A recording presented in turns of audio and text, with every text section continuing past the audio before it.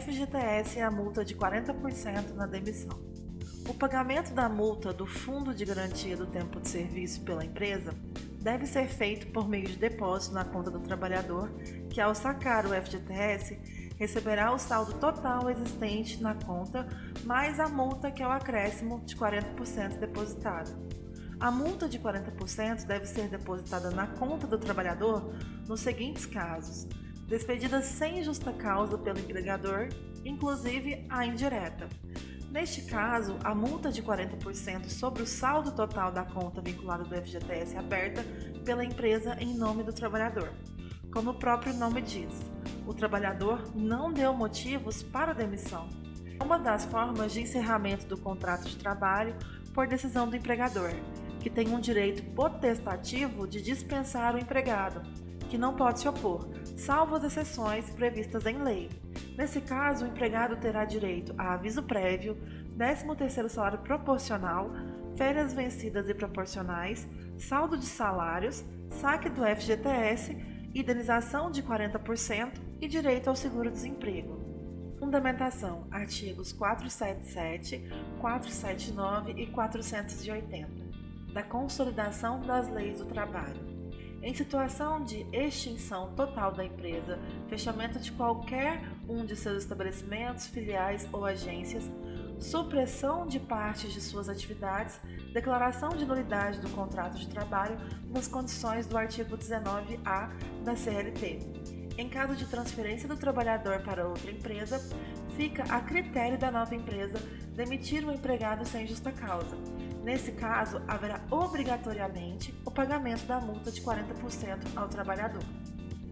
Por outro lado, a nova empresa poderá optar pela transferência do contrato dos trabalhados, assumindo as custas trabalhistas da empresa anterior. Nessa situação, se no futuro o trabalhador for demitido sem justa causa, a multa de 40% será sobre todo o período trabalhado na antiga empresa e na nova. Demissão por forma maior.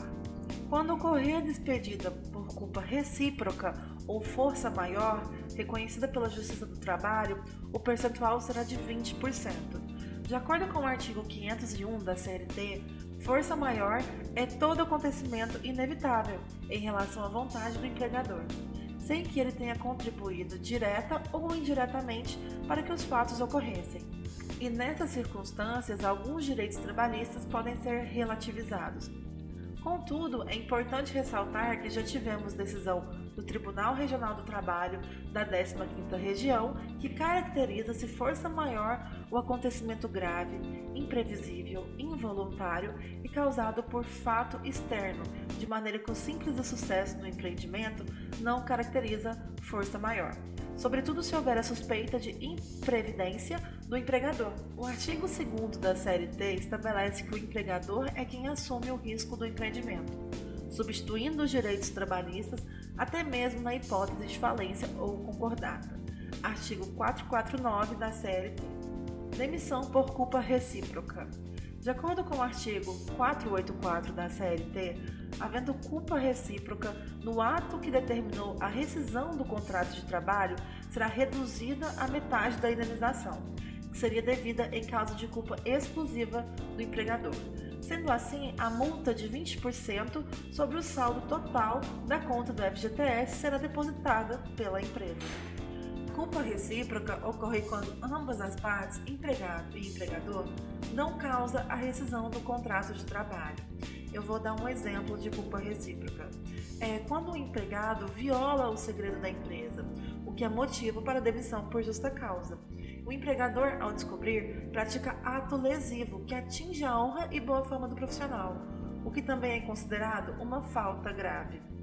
Via de regra, a caracterização culpa recíproca está provada após uma reclamação na Justiça do Trabalho. Por fim, é importante observar que se o funcionário durante o período de trabalho sacou o FGTS para compra de imóveis ou por outros motivos, o cálculo da multa será sempre feito sobre o saldo total, ou seja, como se ele nunca tivesse sacado o seu FGTS.